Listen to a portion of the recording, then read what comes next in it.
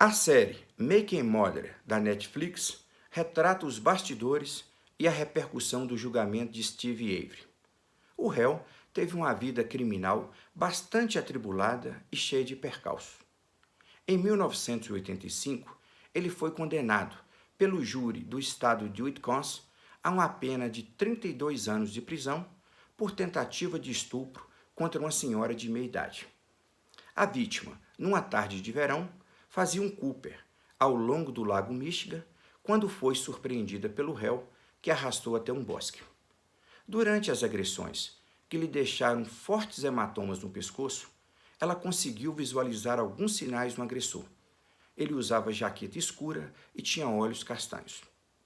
Através de um retrato falado, feito com base em uma fotografia de Steve, que constava nos arquivos do departamento de xerife, a vítima acabou reconhecendo o suspeito.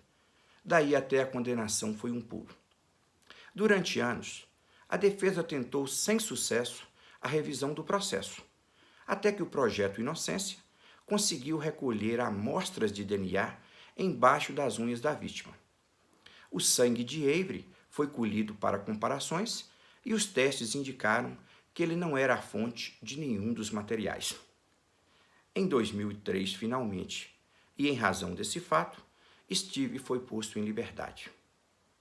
Em 2004, ele entrou com um processo, pedindo uma indenização de 36 milhões de dólares contra o condado de Manitowoc, pois acusavam os agentes de terem agido com desídia e negligência na apuração dos fatos.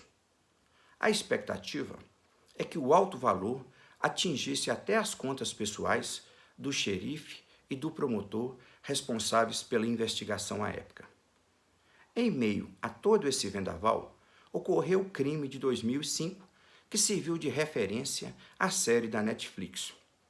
Steve trabalhava no ferro velho da família e Teresa Hallberg, que viria a ser vítima de um homicídio, fotografava carros para oferecê-los em anúncios de venda da revista People. O promotor do caso diz que o documentário omitiu um fato de extrema relevância para a compreensão do contexto. Teresa havia visitado várias vezes o ferro velho e se disse assustada com Avery. Ela pediu para não ir mais ao local, mas Steve solicitou à revista que enviasse a mesma fotógrafa e no dia do crime ele telefonou várias vezes para ela. Os advogados do réu admitem 3 indícios incriminatórios contra ele. Primeiro, o carro de Teresa foi encontrado no ferro velho da família Avery. Segundo, havia sangue de Steve no veículo. Terceiro, os restos mortais da vítima, que teve os ossos carbonizados após o homicídio, foram encontrados em um poço utilizado para queimar lixo no quintal do próprio réu. Durante todo o julgamento, a defesa utilizou-se basicamente de 3 raciocínios. Primeiro, não haveria motivos para o crime, já que Steve estava na iminência de receber uma quantia pecuniária expressiva, 36 milhões de dólares, o que mudaria completamente a sua vida. Segundo, o fato de os investigadores do condado de Manitowoc, Colborne e Lenk, que haviam trabalhado no caso de 85, terem participado ativamente das investigações, era a senha que a defesa precisava para embrenhar-se pela argumentação ad hominem e atacar diretamente os investigadores. Steve dizia que o sangue dele havia sido plantado no carro pelos policiais. E os advogados ressaltaram que esses mesmos agentes só encontraram a chave do Toyota RAV4 após mais de 6 dias de busca. A defesa nunca conseguiu digerir essa circunstância. No entanto, os advogados guardavam suas melhores esperanças para um último argumento. Os ossos de Teresa foram encontrados em 3 lugares diferentes: no quintal da casa de Steve, a 140 metros de um barril, nas proximidades da residência do adolescente Brandon Dess, que é sobrinho do acusado e confessou à polícia que participou do crime juntamente com ele, e uma pedreira próxima ao ferro velho. Os advogados diziam enfaticamente que se Steve fosse culpado, ele jamais deixaria parte dos ossos em sua casa e a outra parte nas redondezas da residência do seu sobrinho. Isso, além de não fazer qualquer sentido, seria de uma burrice colossal. Os advogados frisaram ainda que o Estado e a promotoria nunca responderam a essa pergunta de maneira satisfatória. Portanto, este era o principal argumento da defesa. Sem pretender fazer juízo de valor sobre o réu, nem analisar o processo apenas com os dados fornecidos pela imprensa, vejo que existem falhas na argumentação dos advogados. Logo no primeiro capítulo do documentário, a defensora pública diz que, ao pesquisar a vida de Steve, constatou que ele tinha um histórico escolar sofrível e que seu QI era 70. É preciso ressaltar que a inteligência normal se encontra numa faixa entre 90 e 109 pontos. Os testes de QI de Brandel também tiveram resultados parecidos com o do tio. Ora, independente de ser o réu culpado ou não, um raciocínio que invoque a inteligência como pressuposto tem de necessariamente estar conectado a alguém que seja inteligente. Do contrário, ele traz como resposta exatamente o oposto do que pretendeu mostrar. Ou dito de forma ainda mais direta, como esperar uma ação mirabolante ou uma conduta minimamente inteligente de um réu que possui um QI de apenas 70 pontos? O argumento da defesa não possui relação de causa e efeito entre as premissas e a conclusão, o que o torna inviável do ponto de vista lógico. A retórica, é claro, possui suas armadilhas, e os expositores precisam conhecê-las bem. Além dessa contradição, o argumento dos advogados aponta na direção errada.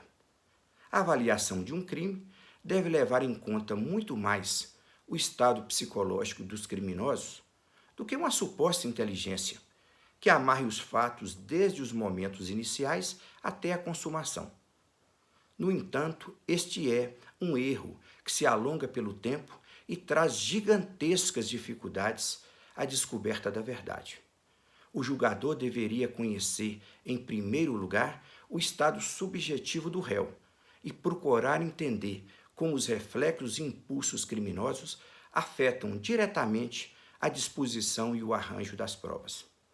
Aqui, um pequeno erro de referência e toda a avaliação fica comprometida.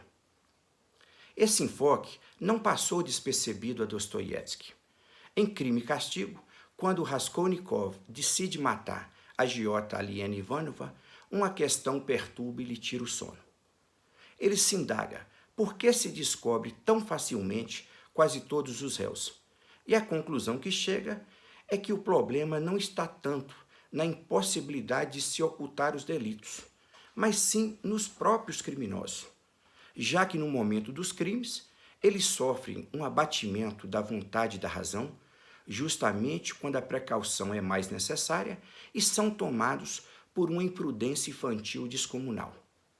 Esse abatimento, ou eclipse da razão, possui o aspecto de uma doença, que evolui gradualmente até alcançar seu grau máximo, um pouco antes do crime, durante sua execução e em um intervalo de tempo após a realização do fato.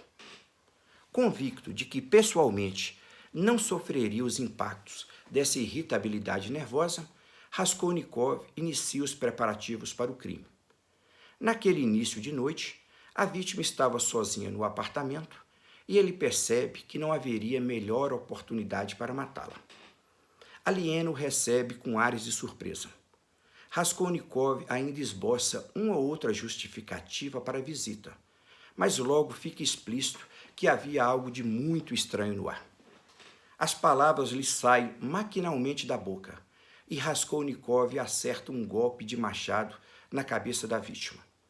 Ela solta um grito e leva as mãos à testa, mas na continuidade ele acerta-lhe mais 2 golpes. O sangue jorrou pelo quarto. Depois do crime, Raskolnikov começa a procurar pelo dinheiro da agiota. A pressa fez com que suas mãos tremessem. De repente, Para piorar a situação, ele ouve um barulho estranho vindo da escada e, em segundos, dá de cara com Lisavieta, a irmã de Aliena. Ele investe de machado em punho contra a nova vítima e a mata. Depois desse segundo crime, Raskolnikov descobre, consternado, que deixou a porta da antessala aberta.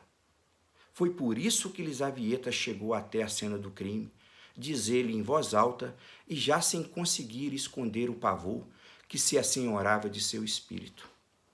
Em seguida, ele limpa freneticamente as mãos e o machado com um balde de água que encontra na cozinha. Ele esfrega as botas com sabão e procura manchas de sangue por todos os lados. Ao chegar em casa, ainda descobre que existiam respingos de sangue nas barras de sua calça. Desesperado, Raskolnikov conclui que precisa esconder todas as provas.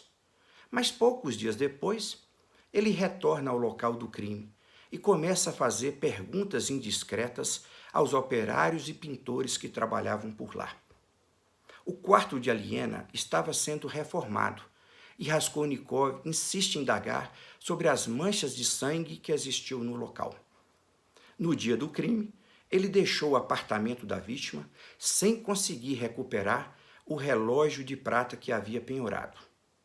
Para seu infortúnio, os investigadores descobriram que o nome dele estava escrito a lápis em um papel que cobria o objeto. As descrições de Dostoiévski são impressionantemente fiéis com o que ocorre na realidade. Mesmo os réus, que estariam melhor preparados para enfrentarem uma situação tão tensa, acabam subjugados por forças psíquicas incontornáveis. Participei de um júri em Ouro Preto, em que o réu, um delegado de polícia, abandonou a vítima descalço e sem identificação em um posto de saúde e começou a se desfazer das provas. Ele limpou a blusa e o carro com detergente e, mais ou menos 2 horas após os fatos, começou a jogar as roupas da vítima nas margens da BR-040. Os objetos foram encontrados no dia seguinte por um trabalhador da empresa Vale. A pergunta lhe é oportuna: por que um réu tão experiente, um delegado com mais de 15 anos de polícia, não se desfez das provas de uma forma mais inteligente, jogando-as, por exemplo, em um rio ou as incinerando? A resposta é que o estado de intensa excitação nervosa, que antecede e se prorroga imediatamente ao crime, o impediu de discernir o que era conveniente. A tentativa de limpar o carro se mostrou ineficaz. Os reagentes químicos detectam com facilidade a presença de sangue nas superfícies averiguadas. O que se observa é que a avaliação sobre o estado psicológico dos criminosos, normalmente negligenciada, é importantíssima para se compreender a disposição e o arranjo das provas.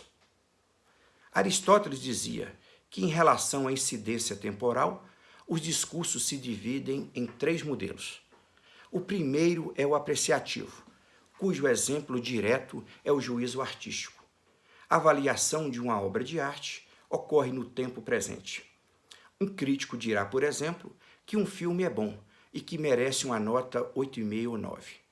O segundo é o deliberativo ou parlamentar, que visa especificar as condições que vão valer para os casos posteriores à vigência da lei. O terceiro modelo é o forense ou judiciário, que tem os olhos voltados ao passado e busca exatamente reconstituir os fatos para proferir com justeza uma decisão. Uma das principais tarefas de um juiz penal é visualizar os passos ou caminho do crime seguido pelo réu. Este percurso é formado de 4 etapas: cogitação, atos preparatórios, tentativa e execução. Ora, a escolha dos parâmetros, ou que tipo de réu vamos imaginar nesse percurso ou intercrime, se é alguém imune ou não às suscetibilidades nervosas, é que definirá o valor e o sentido que daremos às provas.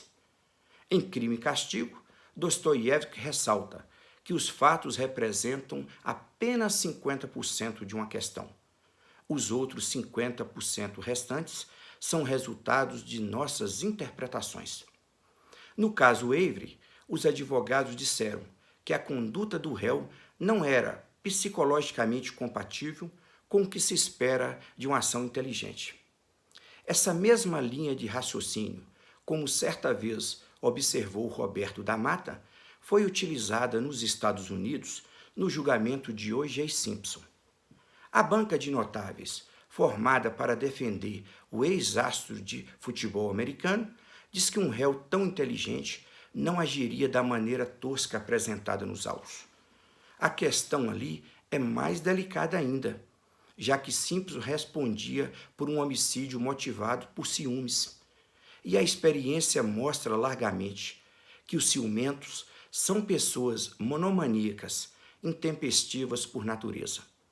A última coisa que guia um ciumento é a inteligência. Essas pessoas normalmente são capazes de passar por cima de quaisquer obstáculos para satisfazerem seus interesses e neuroses. Mas ali também, a escolha dos parâmetros foi fundamental na decisão do júri. Essa visão geral de que a inteligência é a mola das atividades criminosas é inspirada na literatura policial, que desde o insight de Edgar Allan Poe, com os crimes da Rua Morgue, passando por Agatha Christie, até chegar aos autores atuais, difundiu e massificou a ideia de que a apuração de um crime é tendencialmente uma atividade cerebrina ou uma partida de xadrez disputada entre investigados e policiais. Essa não é, no entanto, a perspectiva correta. A psicologia do criminoso é uma observação genial de Dostoiévski, que, por coincidência, não gostava que o chamassem de psicólogo. Ele se definia apenas como um realista no mais alto grau, ou alguém capaz de enxergar todas as profundezas da alma humana. Grande abraço a todos.